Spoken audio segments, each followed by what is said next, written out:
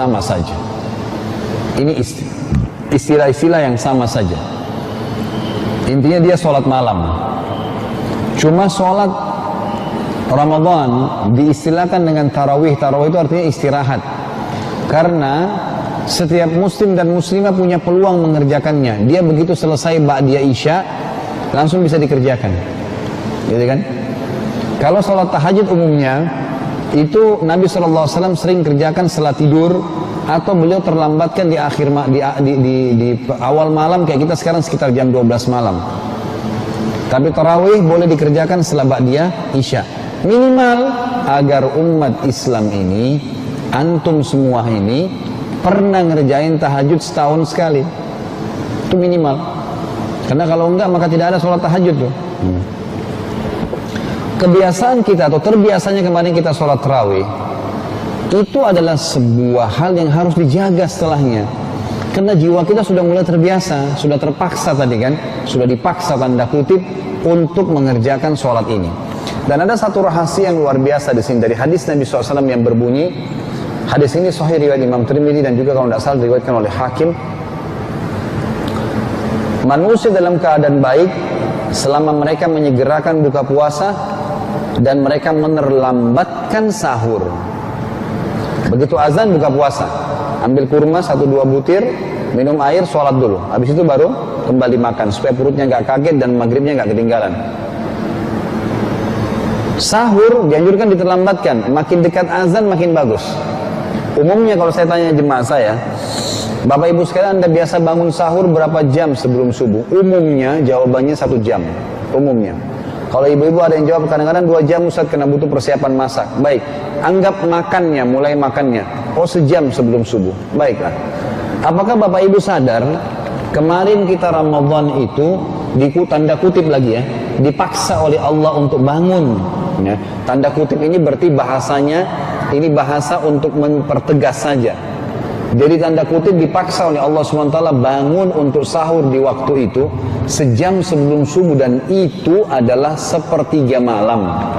Masuk dalam sepertiga malam yang disebutkan dalam hadis Bukhari, kalau tertinggal sepertiga malam, Allah pencipta langit dan bumi turun, datang ke rumah kita.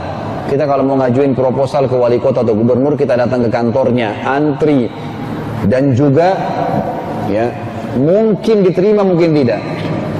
Tidak pernah gubernur datang ke rumah kita. Tapi ini tidak, setiap malam Allah pencipta langit dan bumi, pemilik segala satunya turun ke rumah kita, datang. Kemudian pada saat Allah Subhanahu wa taala turun, bertanya kepada para malaikatnya, adakah yang minta tolong? Saya kasih. Adakah yang punya hajat saya penuhi? Adakah yang bertobat saya ampuni? Setiap malam. Kita sudah dilatih sebulan, tanda kutip tadi, dipaksa bangun dengan sahur itu agar terbiasa bangun di waktu yang mulia itu. Kenapa sekarang Bapak Ibu nggak bangun? Kembali ke standar godaan setan, nanti ngantuk kalau kerja, nanti begini, nanti begitu. Lawan, a'udzubillahi minasyaitonirrajim. Jangan iyakan setan. Lawan. Insya Allah baik. Kata Nabi SAW, kalau anak Adam mau tidur, maka akan diikat oleh setan dengan 3 ikatan. Kepalanya, perut dan dadahnya, serta kakinya. Kalau dia bangun, dia baca doa bangun tidur, memuji Allah, Alhamdulillahilladzi ahyana, dan seterusnya, maka terbuka ikatan yang di kepalanya, di wajahnya. Kalau dia wudu, di sini ulama hadis mengatakan wudu sholat tahajud atau wudu sholat subuh, intinya bangun malam. Wudu terlepas ikatan yang kedua. Dan kalau dia sholat, maka terlepas ikatan yang ketiga, dan engkau akan temukan orang itu paling bahagia pada harinya. Subhanallah, coba praktekin. Biar kita tidur hanya 3 jam malam. Begitu waktu bangun sholat malam tahajud 2,5 jam aja sebelum subuh deh, bangun sholat. Kemudian azan subuh coba sholat di masjid. Pastikan habis sholat subuh itu kita luar biasa semangatnya. Gak ngantuk, gak capek, gak apa. Berapa kali saya praktekin, tidak ada masalah sama sekali. Tapi kalau kita memang dasarnya tidur malas, gak uduk sebelum tidur, gak baca zikir sebelum tidur, kacau balau, dosa semua yang ada, maka biar 8 jam, 10 jam dulu gak cukup-cukup. Ngantuk aja terus.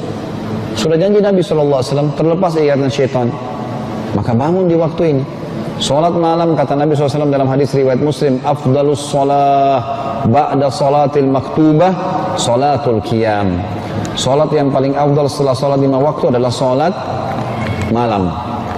Jadi kerjakan salat malam. Sudah terbiasa, kerjakan sekarang.